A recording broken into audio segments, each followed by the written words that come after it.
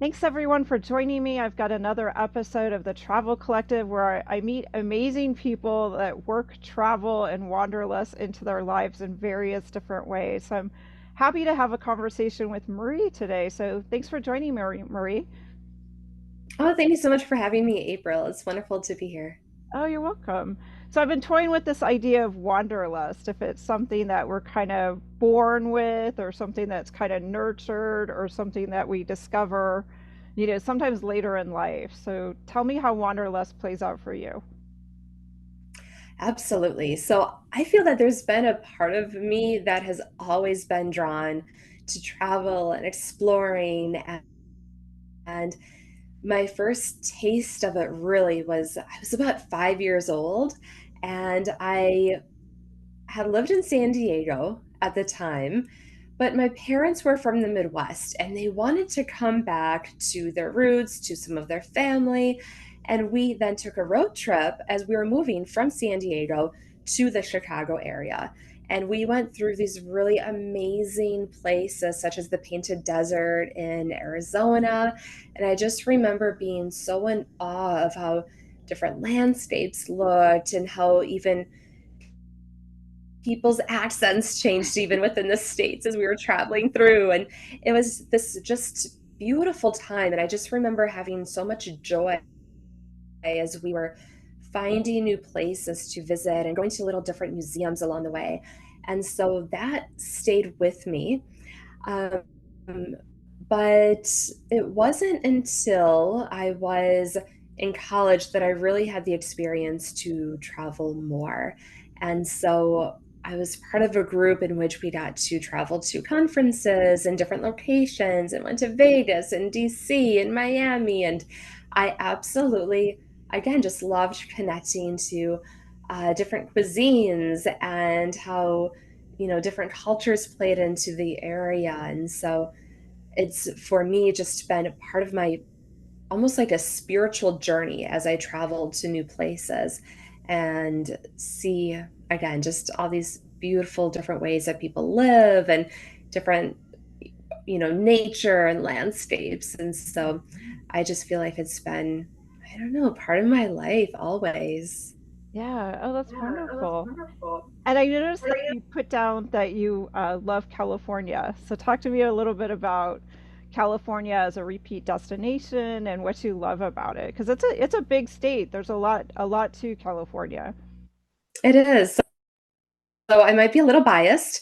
And so having been born in California, yet I find this particular location so rich in diversity, meaning you can go to the beach and an hour later you can be deep in the redwoods, and an hour later you can be at winery on the vineyards.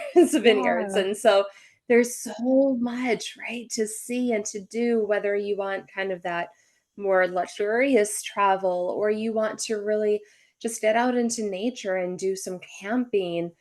There's I feel like something for everybody there. And so out of everywhere I've been, and don't get me wrong, my heart does want to explore more, locations again, but California just seems to have so much variety.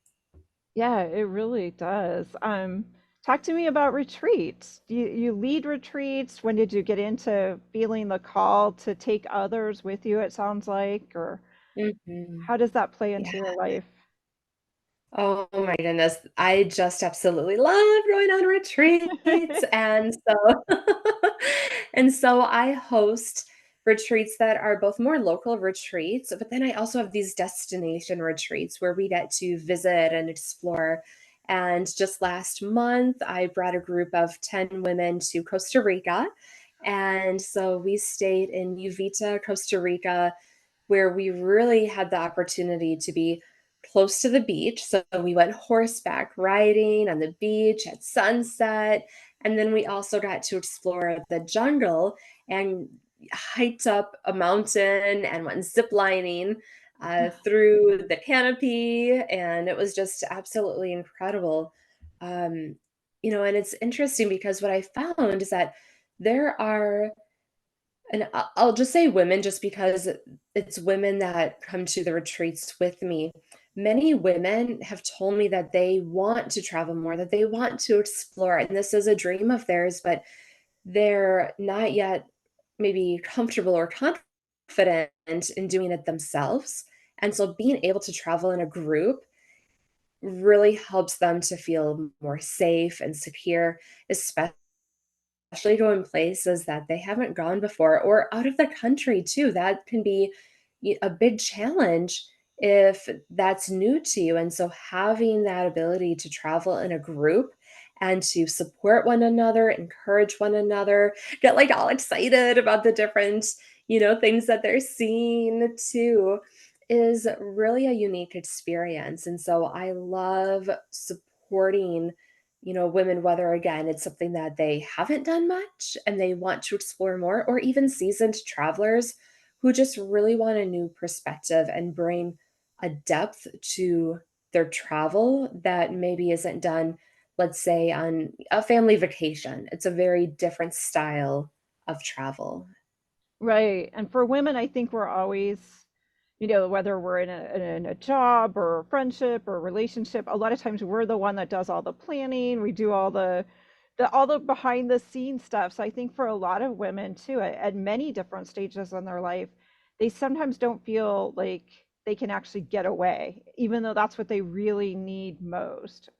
Have you found that as Yes. well? Yes. And that's a great point, April, too, because I've had women say, I know that I can just sit back and relax and go with whatever you have put Yeah, into place, exactly. that you've planned it all out, and just, again, just relax and not have to worry about the fine details because already there's so much decision fatigue that women are constantly under, and the pressure and the stress of doing all of the planning and looking at all the details. They don't have to do that on the retreat. They truly can sit back and enjoy the ride. Right, exactly. And maybe they'll get to explore something, like you said, that they wouldn't have thought of. I mean, Costa Rica for a lot of people does kind of seem, do we need a passport? It's out of the country, it's out of their, the comfort range. So leaving it to someone like you is a huge, it's a huge step and also a way to explore something they might not have done on their own. Absolutely. So what other activities do you do when you go on these retreats, and how long are the retreats generally? Sure. So I do have a bit of a range on the retreat. So anywhere from 3 to 7 nights is pretty typical of my retreats. And so we do things such as restorative yoga, but these aren't yoga retreats. So this is something that we might wake up with. So, for example, in Costa Rica, every morning the women had the chance to come and just do a gentle, sunrise Yeah. yoga, and maybe like a right before bed, like a restorative pose where they're just really relaxed and getting ready for sleep and just feeling really calm and peaceful. And then it depends on the location too. Like I said, we have gone horseback riding on the beach. When we were in the Southern California area, we visited a spa, which was like not just any spa, but where you got to go in like a mud bath Oh, and be like, wow. Yeah. yes, and like be submersed in the hot springs. And so, really, just finding kind of the gems of that particular area. And then also, what I like to do is support women in discovering their own inner goddess.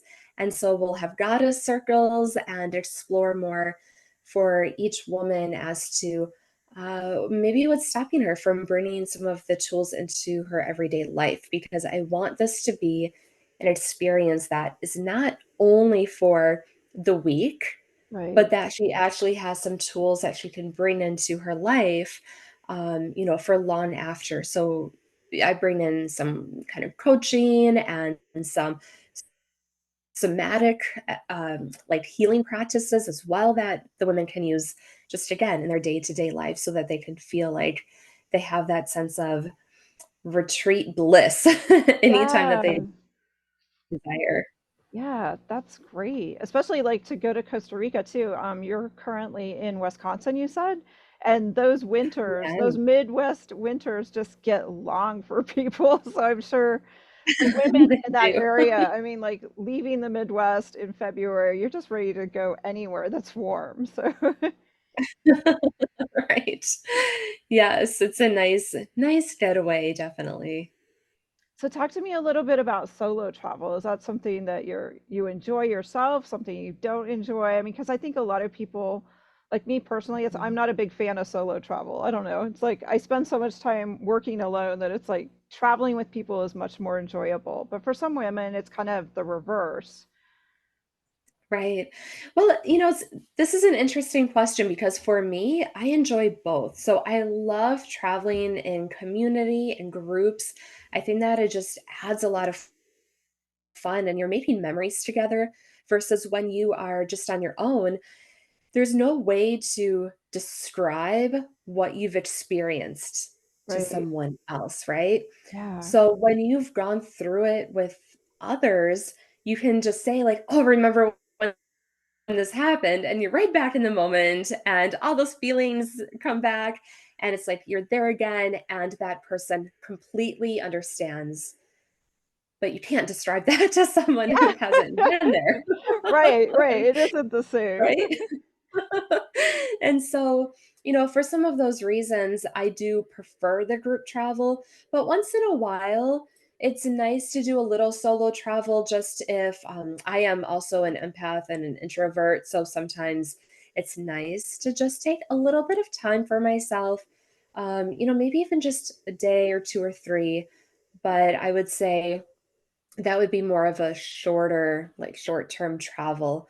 Yeah, otherwise I would just want someone to like spend Yeah, time with and right, enjoy everything exactly. with. Yeah, someone that you can watch the sunset and be like, "Oh, wow, did you see that?" Yeah, it is. Mhm. It's so true. Exactly. So, with travel, there's often lots of mishaps. Have you ever had any travel mishaps or people coming to your retreats? Talk to me about travel Ooh. mishaps. Yeah. And I think, unfortunately, it's something we're continuing to see with all these flight delays. It's crazy. It is, and that's a big reason why I highly recommend travel insurance. Whereas in the past, I might have Yeah. honestly brushed it aside a little bit, but n now, and especially when I'm bringing groups with and there's, other factors to consider, definitely having the insurance is a huge plus. So something that happened last month on our retreat is that we had these two amazing women coming from Canada. Oh, So you're right. And so yes, I'm in Wisconsin, but it was, I don't know, maybe in the 40s that day. The sun was out. We are able to travel. We get to Costa Rica. We're in the customs line and I get a message from these ladies in Canada who are saying, "We have been snowed in. Our flight is delayed by 2 days." And yes, and so my heart just sunk because I knew how much they've been looking forward to being here and they're stuck at the airport. And yeah, so that was completely, again, we know that the weather sometimes impacts flights and can cause delays, but you always hope that it doesn't happen to right. you. You always think that it's not going to happen to me, right? And so, thankfully, even though there were some different accommodations that we had to provide, and it wasn't the most ideal situation in that regard, they were able to come and they were able to spend some time with us in Costa Rica, which I'm so Yay. happy that they were still able to come because I'm like, "Are you sure that you still, Yeah, oh, I want know. to come?" Right?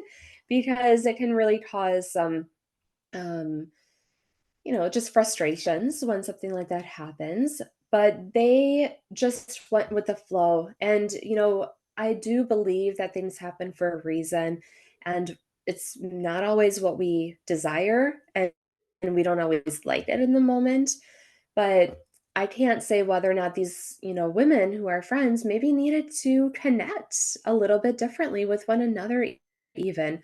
Or again, I can't say what the reason is, but I think that in anytime we're traveling, whether it's with a group or even by ourselves, to allow that flexibility and allow just that extra space and knowing that things happen. There can be mishaps, there can be, you know, things that are out of our control, whether it's nature or an accident, something happens, and to really just continue to find that inner sense of just grounding and centering ourselves to get through it all because uh it's just part of it sometimes. Yeah, that is so super true. And I always say if people are looking nowadays, because we are seeing so many delays, and it can be summertime. I mean, we've seen delays, Southwest or any of the airlines could have a computer meltdown. It can be June, July, it doesn't even matter anymore.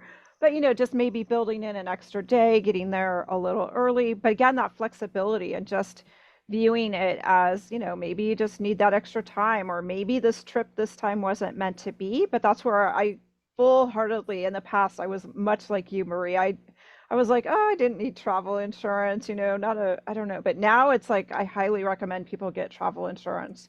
And even for just look at the health portion too. If you're going outside of the United States, look at the travel health insurance portion, because if something happens to you and you're outside the country, would you feel better coming back to the United States? And that can be costly. So having that in place. That's a great point too. Yeah. So what are your upcoming retreats? Do you have upcoming retreats that you've put out there yet? Can you give people a sneak peek? I know.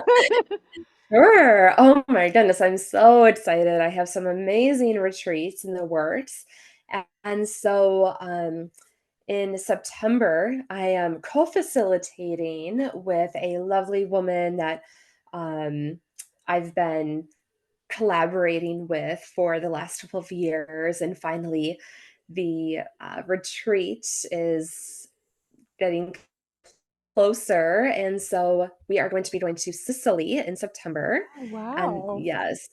yes, a gorgeous, gorgeous villa that she had found. And we're going to be swimming in the pools that the goddess Venus is said to have bathed in. And so some really just magical experiences in Sicily. And then I am currently looking at the Emerald Coast in Florida in November. And so this is specifically going to be for women who are in creation mode, who Hmm. are, have businesses or they're entrepreneurs and they're really creating something that they're sharing with others. And so that will be out a little bit more very, very soon. And so then next year, I will be going to Costa Rica in February again because it was just such a divine experience and there's so much more to do as well. And so that is going to be happening again. And then in August, yes, August next year, making sure I'm going through my timeline, we will be going to Greece. Oh, And wow. so, yes, so if any of those locations are, appealing, check out my website. Not all of them are listed at the moment. I'm doing some updates with the website, but they will all be up soon. And Sicily in September, though, I definitely can give you the link for that one. Yeah, that sounds amazing. Again, just to see these places and experience the food and the culture, and the weather in September should be lovely, I would think, for that part of the world. Right, right. Not too hot, and it's kind of past the, very busy season, but it's still warm enough to, uh, y- take a dip in the pool and just, have nice walking weather. So I think that's going to be just a really beautiful time for us to be there. Yeah. So how many people, how many spaces do you have on your trip for Sicily? because we'll share that link with Sure. everyone in the show notes too. Absolutely. So, my ideal number for retreats is 10 women. I like to keep it pretty intimate because that's where a lot of the growth happens. So, yes, we travel, we see the sights, but we also do a lot of deeper work. And so, we're really getting to take journeys inside as well as traveling, right? And so, 10 is for most of my retreats, um, what the limit is. Yeah, no, 10's a nice group, I think, again, because you're not then in like a big bus load of people. You really can make long-term friends, and I'm sure you've met some Mhm. women on these retreats that, you feel like you're their friend now because you've spent this close time together in these amazing places. Oh, absolutely. And what's so much fun to see too, April, is women who return and come back for another retreat. So, Yeah, some of the participants, right, they come back and they know that they're going to be taken care of. They know that they're going to just have the most amazing experience. And so to have them come back and then to even reconnect then, as we continue reconnecting with others and just again creating that kind of sisterhood and those friendships is so, so fun to see. right. And I think that's one thing that travel does is, oftentimes you want to go somewhere and there's not someone in your immediate circle of friends, but that's why I encourage people like go out on the internet, find people like you. There's Facebook groups, but travel you can connect with people. You don't have to be living in the same city to find like-minded people, other women that share your passions. I think it's one thing that the internet has helped us do is bridge those gaps, whereas in the past you might live in a small town. I mean, I know Wisconsin is full of wonderful towns, but they can be small, and you feel like Mhm. nobody's kind of like you, and it's hard to meet someone if you're raising a family or vice versa. You don't have kids, just depending on your circumstances. Right, absolutely.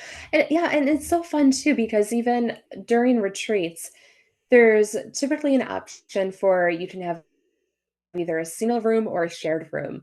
And so I had these two women who they weren't sharing a room, but they were sharing a bathroom. Right. So the bathroom was joined. They came in not knowing one another. I knew them both, and I just felt that, they might vibe well, and so I put them in the same, kind of space, and, like, hours later, they came out as if they had known each other for their entire lives. It was amazing.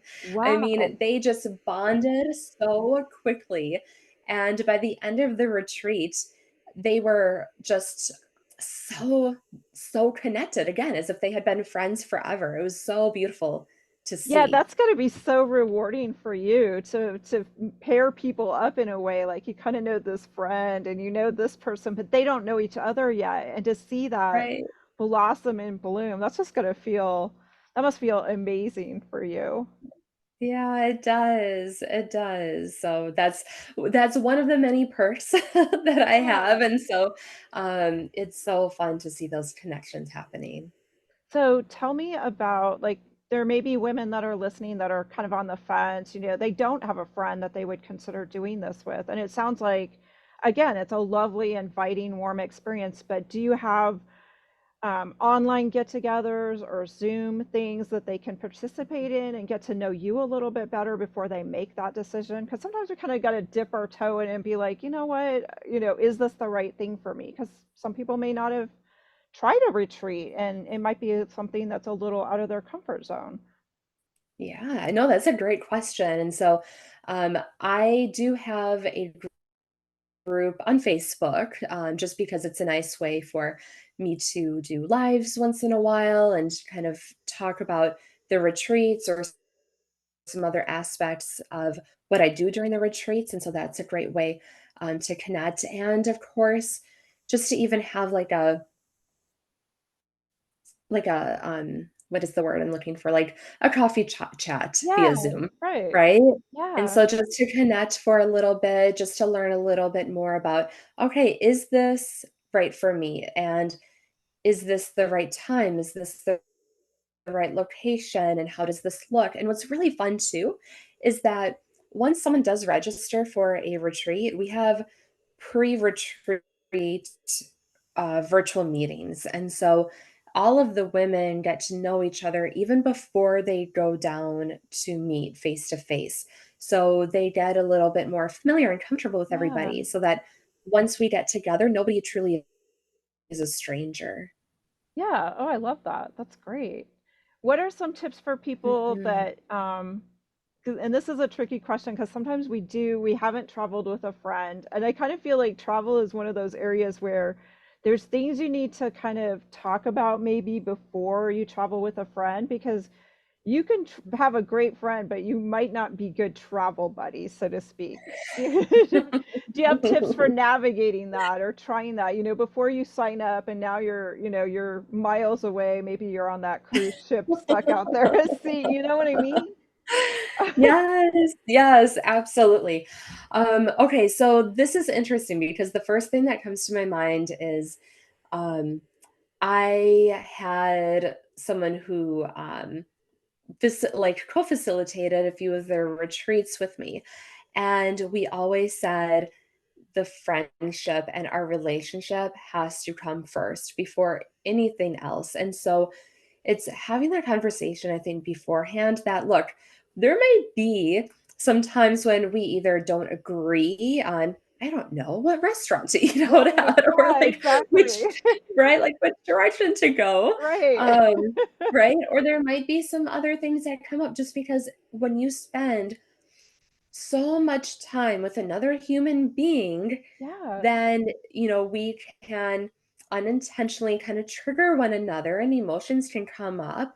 And so I think that having some of those conversations ahead of time, just saying, look, like if I start getting on your nerves or vice versa, then let's just take a little kind of cool off time where we can just kind of take a few minutes on our own because sometimes again spending so much time with another person is a Oh, yeah. challenge, but again just being open, having open communication about it, I think is really really important. Yeah, I wholeheartedly agree because travel itself is stressful. We all know that. I mean, there's, just Right. getting there on day one is stressful, the airport, the airplane ride. So yes, having that conversation and being upfront, like, hey, I may need some extra time or working out if you're sharing a bathroom, even simple things like working out a bathroom schedule or if you're going to share a room, like, what is your Mhm. nighttime routine? Because if you haven't, maybe you've just known each other for lunch, you may not realize one person likes to leave the TV on or one person needs it to be Mhm. quiet. So I totally agree. Having all those conversations is super important. So tell us Mhm. where we Absolutely. can find your website, your Facebook group, Marie, because your retreats sound amazing. So I'm sure there's some people that want to sign up and learn some more. Sure. So just type in Google of Light or Google, Google. Google Goddess of Light Retreats. So Goddess of Light Retreats. I'm also on Instagram. And then, like I said, on Facebook, just type it in. And then I also do have some other kind of virtual retreats that I do. So your listeners, viewers can go to goddessoflightretreats.com uh, backslash or forward slash, whichever slash Yeah, direction it we'll is. put it in the show notes too. Right. Yeah, that slash thing. Yeah, Goddess gift, right? goddess gift. Got it. So it's, yes, yep, goddess gift. And so you can just put in your email and you'll have access to a mini retreat that is all about activating your future self wisdom. And what's really fun about this is that it has a little bit of a guided meditation session. It has a little bit of a journaling and some kind of artistic expression. But what it really does is it helps you access your own inner wisdom. And so maybe there's something that it's kind of like waiting to come through and you need more clarity on, and it just feels like stuck. And this is going to help you open and access that part of you. And so, and I break it down so it's really you're able to do it even if you don't have a lot of time. So definitely check that out. Highly recommend. Yeah, and it's a great time of year. I'll be putting this episode out here in springtime, and I always think spring is a really good time to kind of like, what's new or rebirth or, just bringing out something inside yourself that you've kind of not thought about, pushed aside, and this may be your time to like get that out into the world, whatever it is, and go on a retreat with Marie and explore Sicily in September. Sounds amazing. So. Yes, yes. Well, I definitely would, welcome you with an open heart, open arms. It's going to be such a joy. And April, it's just been such a joy connecting with you and sharing. Again, just talking travel and I retreats, I know, got so yeah. lit up. Oh, I do too. Exactly. You can tell. It's like I'm already thinking about those pools in Sicily. I think we'll have to share the dates and let people know more about it and where to connect with you. So if they want more information, to definitely reach out. So thank you again so much, Marie. Oh, thank you so much.